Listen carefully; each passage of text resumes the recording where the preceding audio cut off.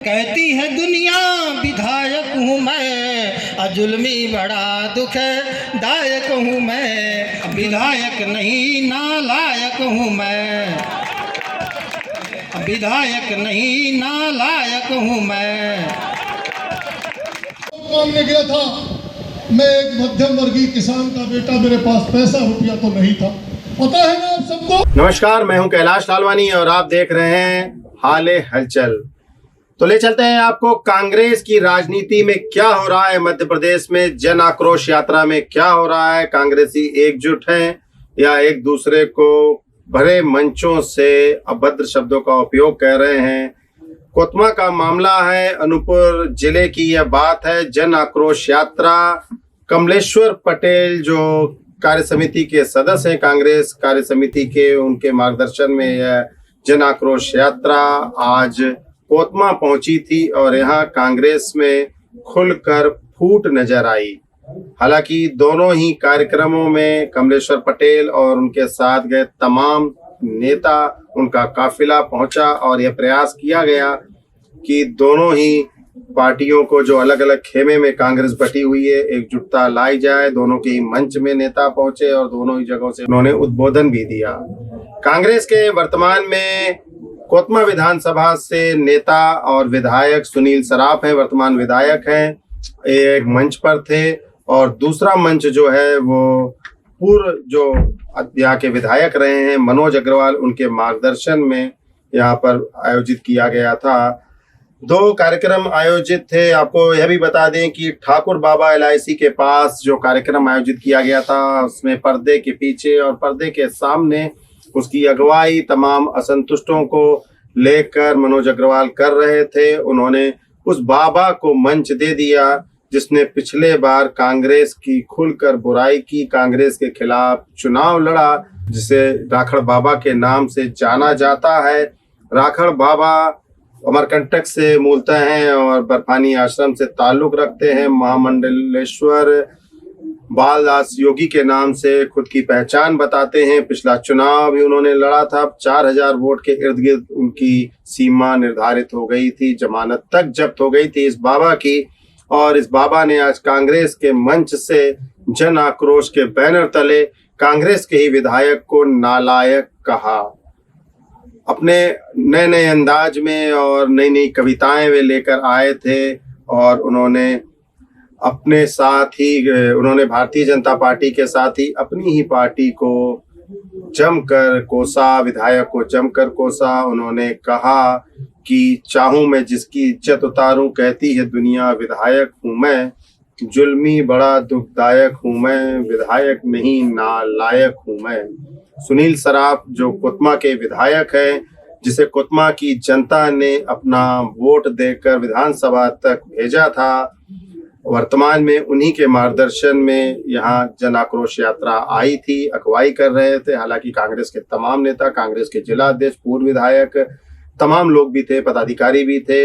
लेकिन इस तरह एक जनप्रतिनिधि को जिसे जनता ने वोट दिया है, यह भी बात आई कि बीते चुनावों में सुनील सराफ ने ही इस बाबा को पटकनी दी थी। चुनाव में 4000 वोट के आसपास इनकी गिनती सिमट गई थी।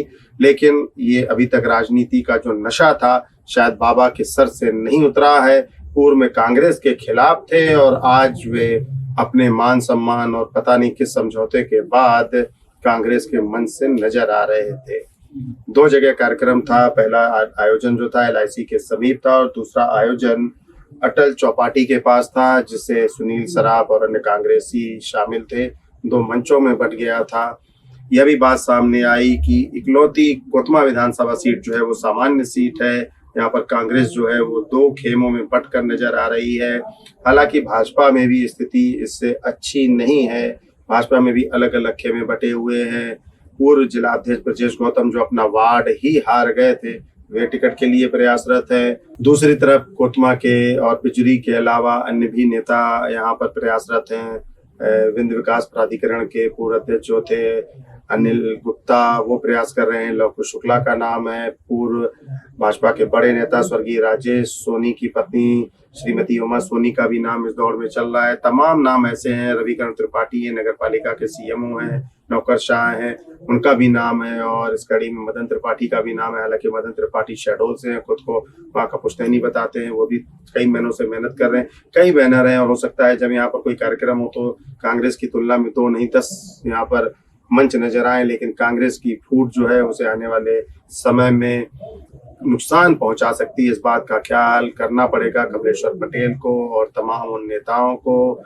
जन जन तक यह बात पहुंचने से पहले कांग्रेस में एक सूत्र अगर नहीं पिरोया गया तो कांग्रेस को यह चुनाव भारी पड़ सकता है। फिलहाल लक्ष्मण दास बाल योगी के द्वारा कोतमा विधायक को, कोतमा के जनप्रतिनिधि को, जो कोतमा के विधायक के रूप में पहचान रखते हैं, उन्हें नालायक कहा गया, भरे मन से नालायक कहा गया। आपको ले चलते हैं दोनों मंचों की छवि, हम आपको पीछे दिखाते हैं पर्दे में। ये जो पहला मंच है वो सुनील सराफ के द्वारा आयोजित किया गया था। यहाँ पर रैली निकाली गई थी, जन आक्रोश यात्रा, और उसके बाद बाबा ने क्या कहा कविता के अंदाज में, वो भी आपको सुनाते हैं।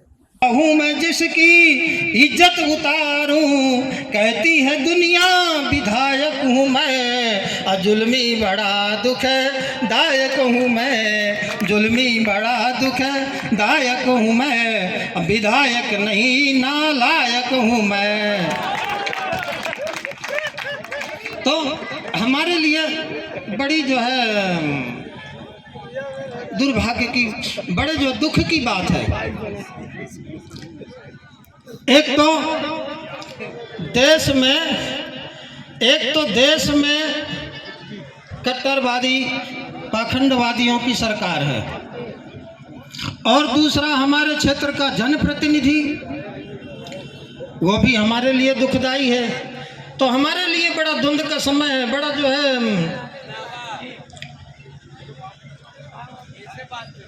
व्यथाओं का समय है। हम लोग ऐसे दुआ मुहाड़े में खड़े हैं कि ना हम हंस सकते हैं ना रो सकते हैं, आगे कुआं तो पीछे खाई, क्योंकि हमारा जनप्रतिनिधि हमारा होते हुए हमारा विरोधी है, और सरकार तो हमारी विरोधी है ही। तो हम लोग ऐसी जगह में आज खड़े हैं कि हम अपनी बात कहें तो किसको कहें। हमारा विधायक हमारी सुनने को तैयार नहीं है। देश में प्रदेश में पाखंडवादियों की, कट्टरवाद को बढ़ावा देने वालों की सरकार है। उनको कांग्रेस की जनहितैषी नीतियों से घोर नफरत है। भारतीय जनता पार्टी की जो सरकार है, कांग्रेस की जो जनहितैषी नीतियां हैं उनको बिल्कुल समाप्त करके, समाप्त तो वो कांग्रेस को भी करना चाहते हैं।